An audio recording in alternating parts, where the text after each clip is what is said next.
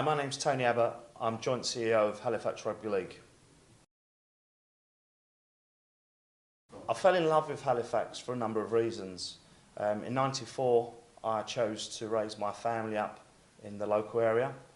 In 2005, I decided to start my business up in the local area.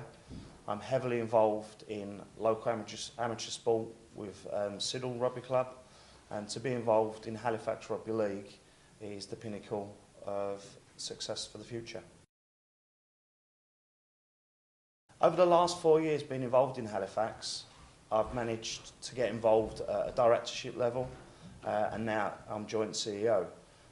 I find within the last 4 years we've taken the club from where it was, which in fairness they'd just won the championship, but behind the scenes and the coaching staff and the playing staff, we've developed a culture now that I think a lot of people are envious of, and driving that forward over the next 24, 36 months is key to where we want to take the club in the future. In terms of favourite players at Halifax, there's a number of people that really have to be mentioned. Jim Gannon's been a great servant. You got Pato was a great servant. Sam Barlow ended up as a massive friend of mine. And then into the current squad, you've got your Scott Morrell, you've got your Luke Amber, Luke Adamson, Robbo. But there's really a player that sticks out for me, and he sticks out for me for all the right reasons. His determination, his never say die attitude. When he's on a back foot, he works harder to make sure he gets on a front foot. And by far, the best player that I think we've ever had at Halifax is Tony Tonks. My favourite memory from Halifax Rugby League, I've actually got two. The first one was at the Northern Rail Cup final, where we was playing Leigh, and myself and Ian Crode left the director's box winning, and by the time we got down to the dugout, we'd actually lost. So that was a memory for all the wrong reasons. And then the following year, going back to Blackpool and lifting the Northern Rail Cup final was by far the best thing I've ever done in the club, and the feeling that I felt walking around the pitch with the cup with the players was a memory that will go to me 6 foot under.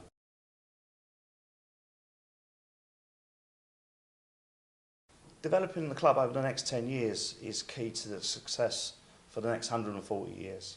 What we need to ensure is we have that recruitment pathway to bring kids as young as 7, 8, 9s, 10s through an academy system, through a ability to get and learn from the first team and everything that's happening at the top. Then moving into 18s, 21s and the first team, it's having the right facilities that we can ensure that my goals are achieved. My goals for Halifax Rugby League in maybe a shorter term than 10 years are to be a top flight rugby club in the UK. And top flight means having lots of silverware, having lots of memories, having lots of passion and lots of people back at the Shay enjoying what we're doing.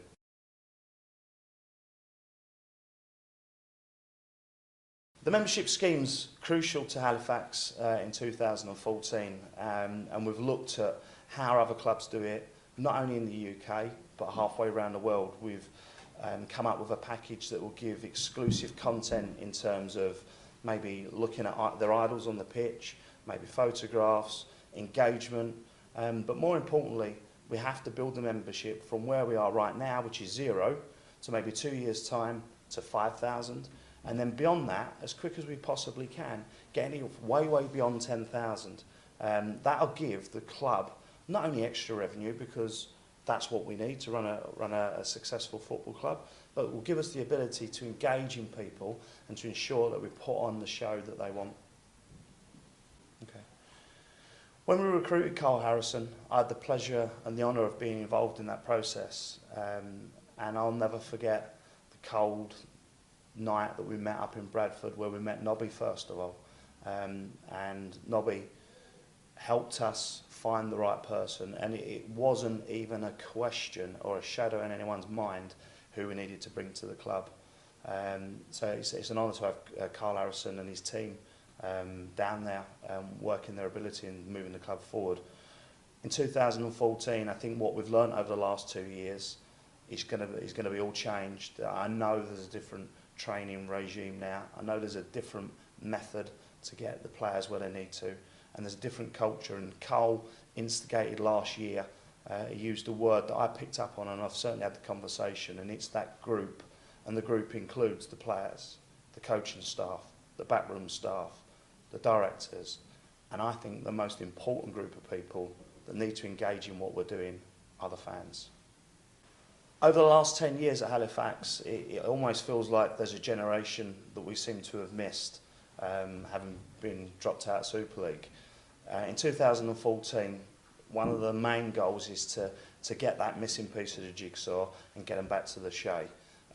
We had the pleasure of hosting Italy and Tonga in a World Cup game recently, which was an absolute phenomenal success. We've got over 10,000 people in the Shay. Wouldn't it just be good?